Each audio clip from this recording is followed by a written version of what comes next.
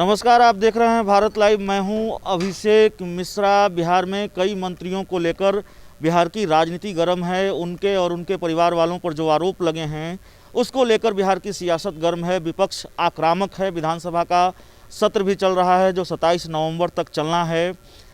मेवालाल चौधरी जिन पर assistant professor घोटाले भर्ती घोटाले में आरोप लगे और उसके बाद ये पुराना मामला था और उनके खिलाफ जांच चल रही थी। बिहार के शिक्षा मंत्री बनाए गए।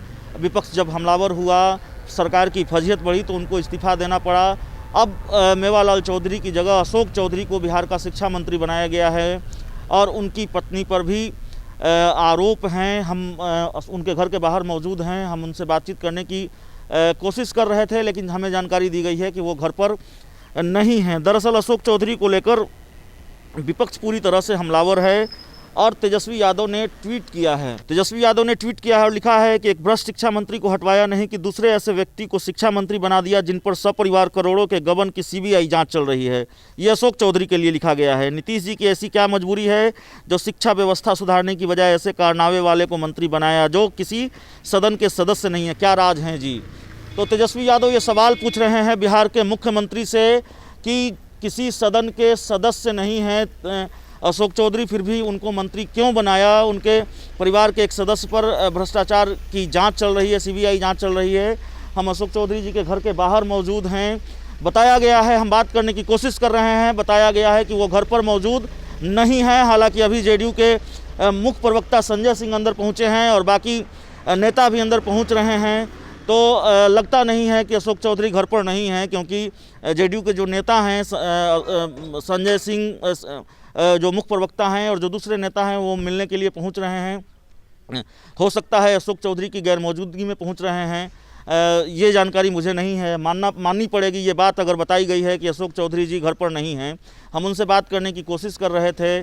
कुछ दूसरे सवाल थे कोरोना को लेकर।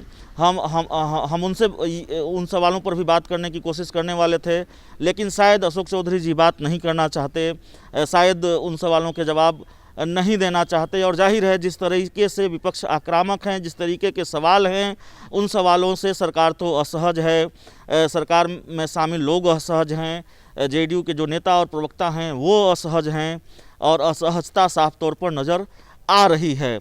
बात करने की कोशिश हो रही है लेकिन बात हो नहीं पा रही है। फिर बता दूं कि हम अशोक चौधरी जी के घर के बाहर मौजूद हैं। हमने बात करने की कोशिश की। पहले ये बताया गया कि मैं पूछ कर बताता हूं, उसके बाद ये जानकारी दी गई कि साहब घर पर नहीं हैं। तो कोशिश जारी रहेगी, लगातार हम कोशिश करते रहेंगे कि उनसे बात हो पाए, उनसे जो ज़रूरी सवाल हैं उन सवालों के जवाब हम तलाशने की कोशिश करें, क्योंकि इन सवालों को लेकर बिहार की राजनीति गर्म है, मामला गंभीर है और लगातार विपक्ष हमलावर है। तेजस्वी यादव ट्वीट पर ट्वीट किए जा रहे हैं। तो इस खबर में इतना ही। बहुत बहुत धन्यवाद। अगर ये वीडियो पसंद आई और वह बिहार के राजनीति और बिहारियत से सरोकार रखेनी तो सब्सक्राइब बटन दबा के चैनल के सब्सक्राइब कर ली। ओजे एगो घंटी बा, ओकरा बटन दबा देला से कुल सटीक और मारक खबर रुआ मुफ्त में मिल जाई।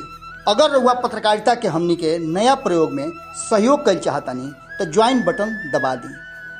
पेटीएम नंबर नोट कर ली 9386816700। धन्यवाद।